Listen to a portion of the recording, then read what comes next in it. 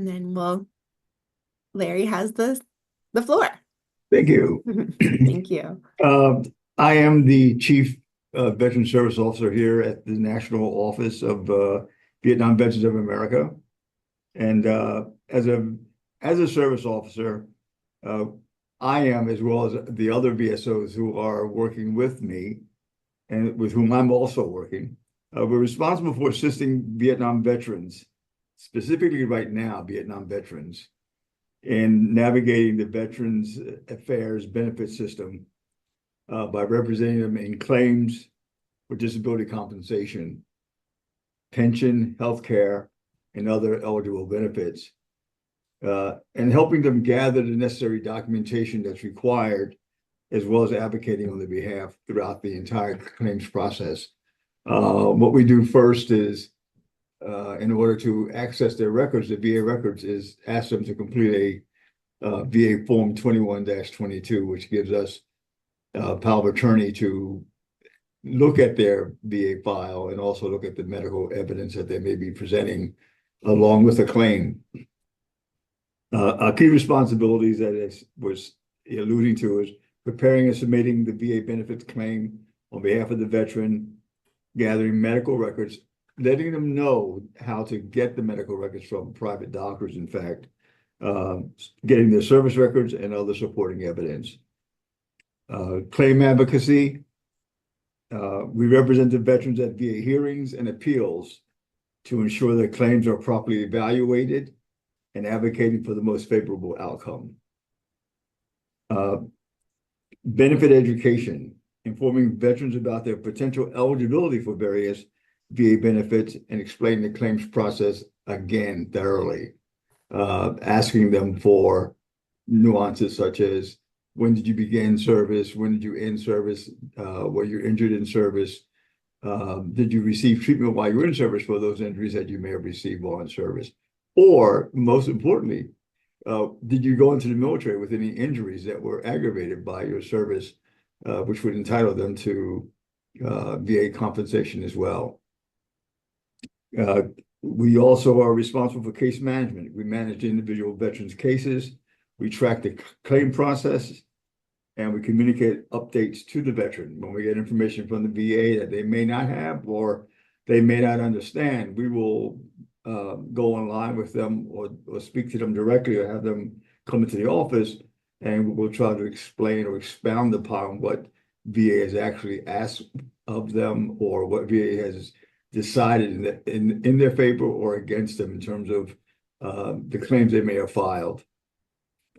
Community outreach. We're also responsible for engaging with the Vietnam veterans in their communities to identify potential needs and to connect them with available sources such as the VA health system.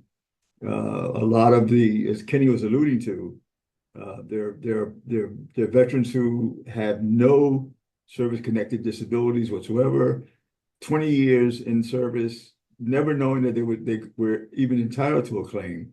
And we have the responsibility of going back and basically duplicating their life stories in such a way that VA will see that there is a possibility or there is a road to VA compensation. Those are the ones that are really touching and consuming, a lot of activities where we cannot find a record, or DD-214 is missing, or DD-214 needs to be replaced, or we have veterans who are discharged from the military with other than honorable discharges who are not eligible for VA benefits at first blush.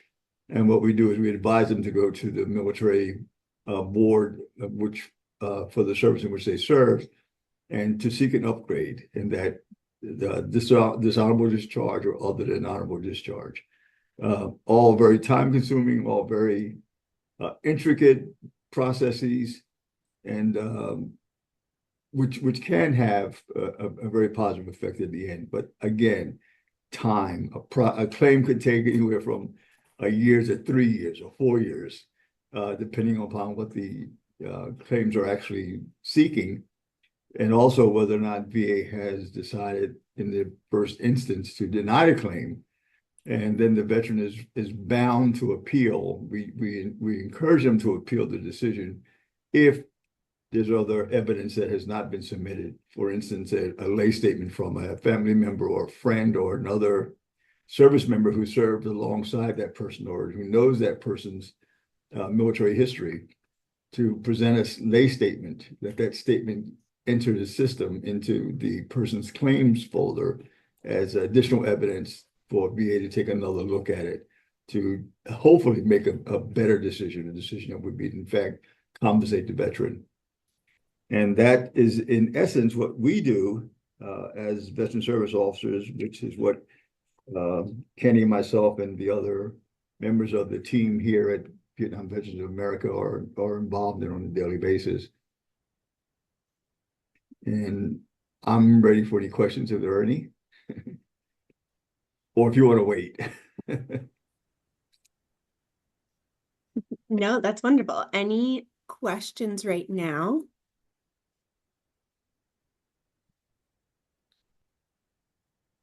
I guess I do have a few like that. Um, why does the VBA provide this service and at what cost? Provide the service because we're all veterans, first of all, and there is no cost. We provide the service because veterans, it's difficult for veterans to navigate the VA system. As I said, there are a lot of veterans who have even put in 20 years, officers even, who don't know that they're entitled to VA benefits. And that's changed over the past few years, where VA now has access to veterans before they're discharged, and telling them to get your medical records together and keep them and bring them with you. You know, you're eligible for VA compensation. Even if you hurt your leg playing basketball in the service, you're still eligible for VA compensation. And most people don't know that. So they go through life crippled because they think that they're not entitled to anything, and that, you know, it's on me, they will say. That's my fault. But if you were injured in service, you are entitled to VA compensation for that particular injury as well. And we're here to make sure that VA does honor its commitment to veterans. And that's a hard part. For Vietnam veterans, I mean, I've got to speak for Vietnam veterans as a Vietnam veteran myself. I got out in 67 and 1967. And I didn't know there were VA benefits until 2006. Oh, So all those years, I'm struggling with, well, what am I going to do with this? What am I going to do with this? And then finally, I found an organization that actually steered me in the right direction. There was something called the Vietnam Registry. When you first got out, because of the Agent Orange in Vietnam, there was a Vietnam Registry in 1970. I signed up for it. I put my name on the list, and people were compensated. There are a lot of veterans who were never compensated. And it's those kinds of things that incensed me to the point where I said, I must do something. So I mean, I went to school, I got my law degree, I'm an attorney now, and I knew that I would bring the full weight and full force of the legal system as it applies to VA and claims processing, to assist me in actually helping veterans receive their benefits, to include their families. Veterans who die and leave a spouse behind, the spouse is entitled to something called DIC, death and indemnity compensation. And a lot of spouses don't know that even. And that's, you know, another outreach we have to look at, how to inform the spouses of deceased veterans that they might be or may be entitled to VA compensation for the death of their loved ones. So it's that passion, that that experience that has fostered this, you know, career for me. well, Larry, that's a great point. I mean, that's why Aaron Griswold is hosting this workshop, to get the word out to the larger community about, you know, the services that are out there, because it is challenging to navigate. It's It is. Yeah, and while we may have 30, 35 people here, hopefully they'll tell somebody and they'll tell somebody, and the word continues to grow. So I have a question. So your office, I think, is in Silver Spring. That is correct. And people can call you directly and just walk in there if they. Call us directly, walk into the office at 8719 Colesville Road, and speak to the receptionist, and she'll direct them to one of the VSO officers here in the office. Great, thank you. You're quite welcome. And I will absolutely be sharing a lot of resources and handouts and a few videos, and one of those will be Larry's information and the office's information in order to get in touch. I mean, a VSO is a really important part of the process of, getting in touch with Nicole and Callista and making sure that you have all your ducks in a row with the application process. And Aaron, if I may, even with the VHA programs, the PAC and the hospice care and respite care and the skilled home care services, veterans don't know how to get to these people, and that's the other part. And what we do as BSOs, we know how to get through that net to get to them. And it's not that they're hiding. I mean, they're in plain sight. It's just that veterans do not know that these services are available to them. I mean, it's nice to talk about it here and maybe, put a flyer out, on a billboard someplace or in a nursing home or a community service, but you still need someone, and that's who we are, to actually navigate, get through that net to actually get something done. And I applaud Calissa and her group and Nicole for working as hard as they do. I mean, to make sure that this process does in fact meet with the expectations that they've set for the veterans, the spouses, and the families. I applaud that 100%. I applaud them. Mm. Okay. Any other questions right now? I do have 3 slides to share too, and I think that one of them might be helpful if there aren't any questions right now, but I do just want to quickly talk about what we do at Griswold. Of course. And so we are a, proud homemaker home health aid benefit provider. And so once those hours are approved, we can absolutely help. Our office can also provide support with applying for those benefits. So whether that's, coming to the veteran's home and helping filling out the form online, or providing Larry's contact information, VBA, we can absolutely help with that. And then I will also email this, but I hope this is a little clear that there are 2 programs that we directly deal with: the homemaker home health aid and the aid and attendance pension, which are 2 different benefits. And we have the sheet of eligibility. So with the homemaker home health aid, which is what, Callista was talking a lot about, there's no wartime commitment, no financial requirement, except that you are registered with the VA healthcare center. And it's based on your needs. So as she spoke about, those activities of daily living, bathing, toileting, feeding, medication reminders, things like that. And the pension, there are more requirements for that.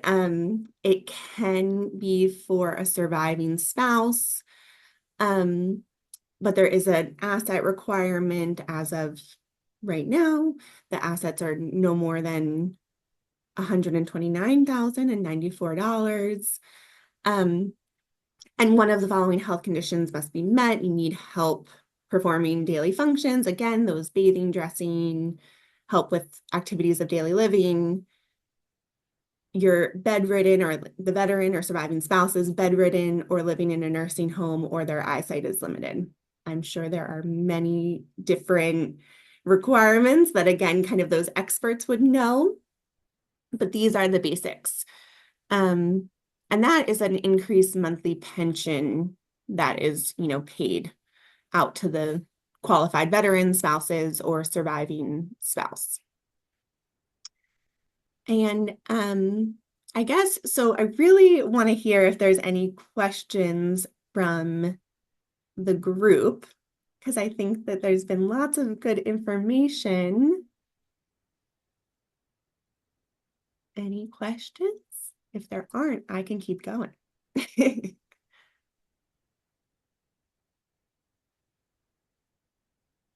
Keep going.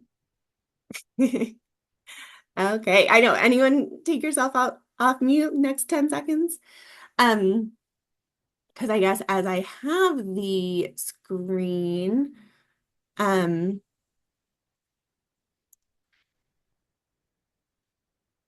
okay, gonna resume that screen sharing.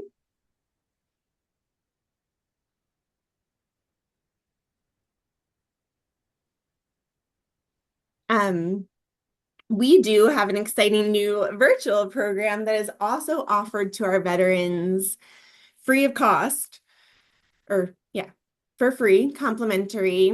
And so we have a new technology that's essentially plug and play. It uses audio data only in the client's home to alert us of any physical, emotional, cognitive changes on a day-to-day basis. And all alerts go through us at the Griswold office right now. And yeah, and we're really excited to offer this to our veterans. It has helped other veterans, get more hours, maybe if they have declining physical or cognitive changes. So we can absolutely, help with this technology, making sure our veterans are well taken care of and all of our clients, stay healthier and safer at home.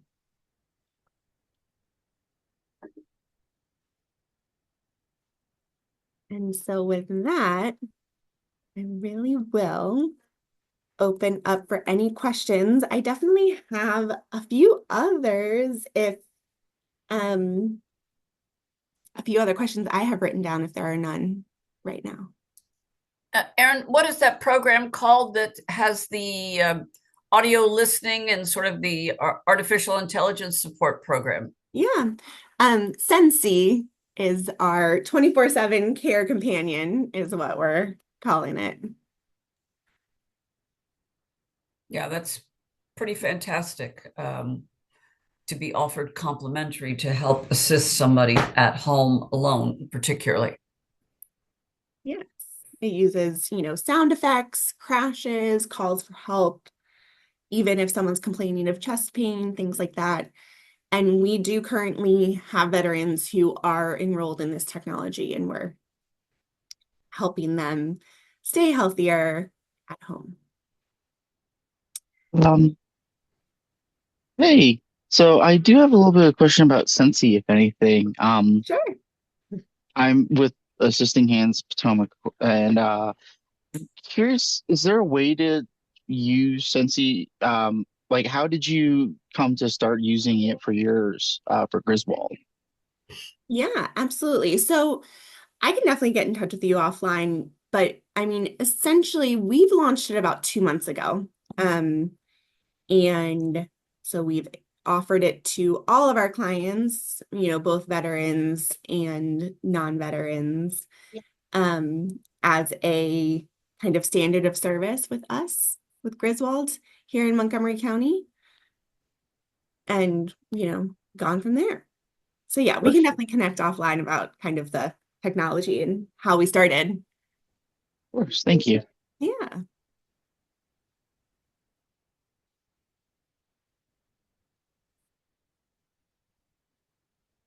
And I think a question that I get a ton from our veterans or, veterans that are not enrolled in healthcare is what are the income limitations? And I think from Larry, Nicole, or Callista, I think one of the things I always tell them, but I guess you can correct me if I'm wrong, is to definitely, to apply, to call that VSO, because there are income restrictions for registering for healthcare, but there are also exceptions to that. There are service-connected disability ratings. There are, I saw in the video actually that there was like, I think a Purple Heart recipient is always eligible. That application has a few different questions that could enroll you no matter your income. Is that correct? Really? I didn't know that. A Purple Heart recipient is eligible? That's correct. Huh. My dad had a Purple Heart. Um, He was eligible. He was eligible. Yeah, huh. VA for most parts, there, if you serve, you're going to receive VA benefits, VA healthcare. There may be a copay attached to it, but that's the extent of it. They don't refuse you if you are making $500,000 a year. They simply say you have a copay. Hmm. But they don't make you pay for surgery. You won't pay for and some of the veterans are older, of course. Medicare, Medicaid kicks in, so they'll pick up a lot of the cost as well. So again, the veteran is basically receiving this service as, again, a promise from the government that, we will take care of our veterans and their spouses. We have Vietnam veterans who have been exposed to Agent Orange. Their their children have been sort of followed to see if they develop spina bifida or any other diseases that are part and parcel to the exposure to Agent Orange by the veteran.